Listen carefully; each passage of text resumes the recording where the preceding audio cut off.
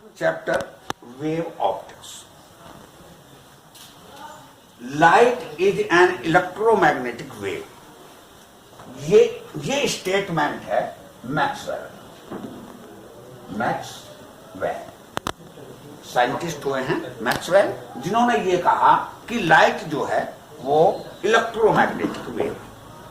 अब आइएगा, लाइट को वेव की फॉर्म में समझने के लिए हम सबसे पहले एज्यूम करते हैं वेव फ्रंट। वेव फ्रंट क्या होता, देखिएगा, यदि कोई ये यहां से हमारा सोर्स ऑफ लाइट है, इससे चारों ओर को ये लाइट हमारी ये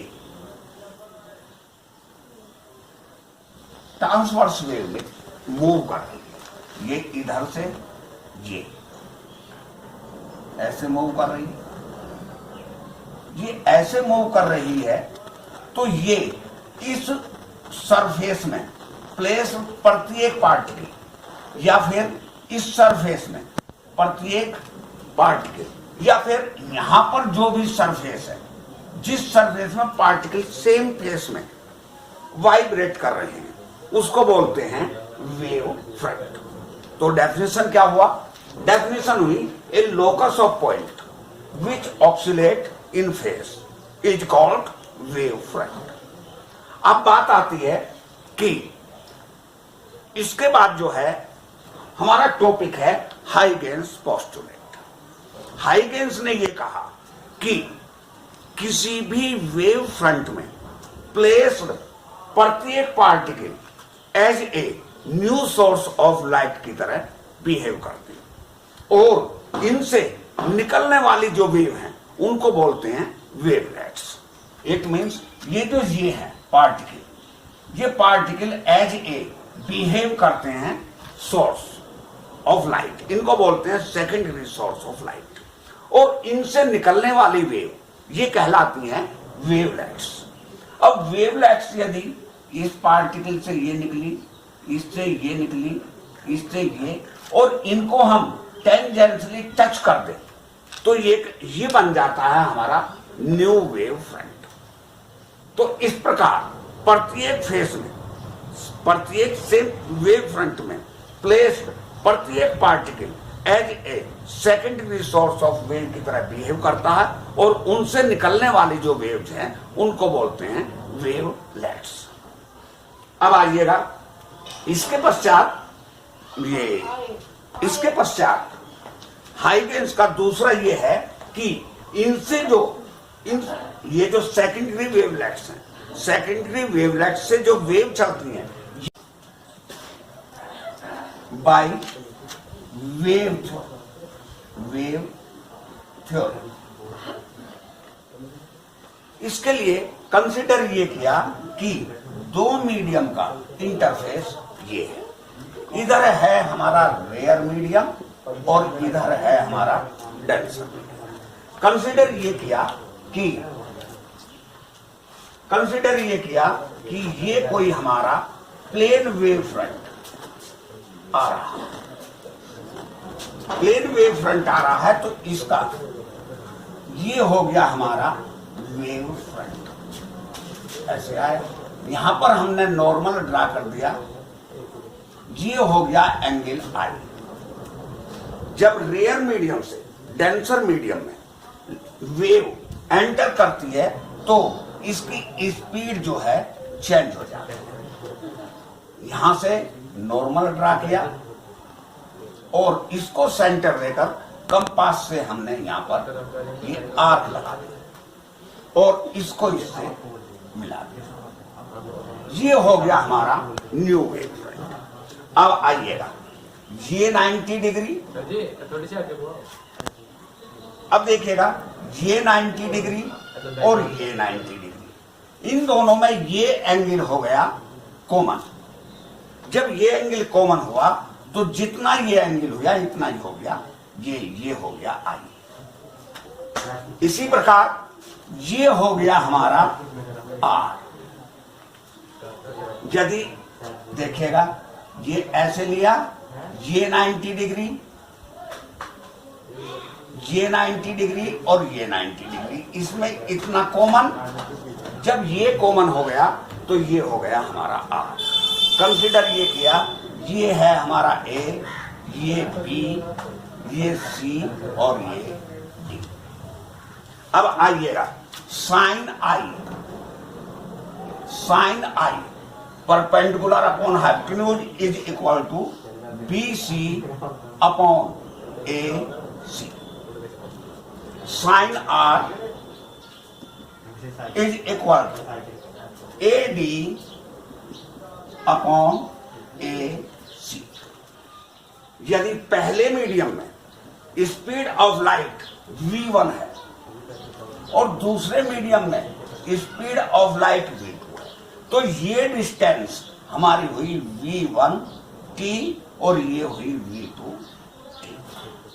अब sine I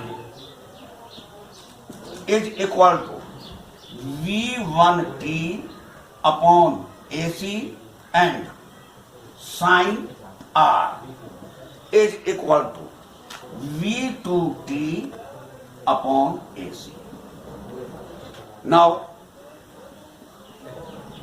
N2 upon N1 is equal to sin I upon sin R is equal to V1T upon AC V2T upon AC is equal to V1 upon V2 और ये ही है हमारा स्नेल्स लॉ।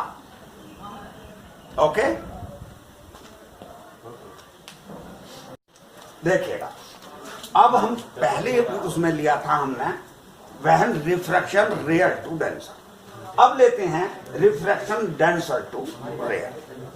देखिएगा consider ये किया कि ऊपर हमारा डेंसर मीडियम है और नीचे हमारा रेयर मीडियम है, ये है हमारा इंटरफेस।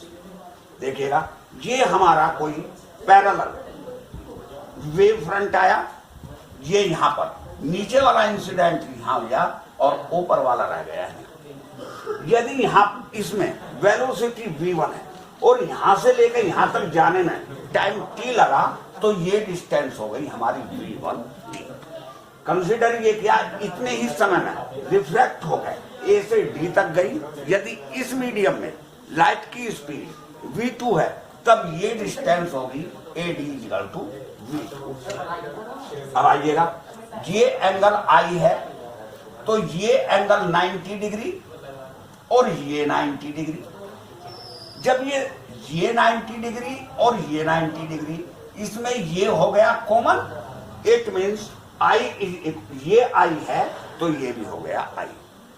इसी प्रकार अब देखिएगा ये हमारा 90 डिग्री और ये हमारा 90 डिग्री, इसमें इतना एंगल ये कॉमन, तो ये R है तो ये भी हो गया R। अब आइएगा sine I is equal V1 T upon AB and sine R is equal to V2T upon A। implies it sin I upon sin R is equal to V1T upon AB is equal to V2T upon AB is equal to V1 upon V2, और ये हो गया हमारा, ये ही हमारा Snell's law है। ये हो गया हमारा डेंसर टू रेयर।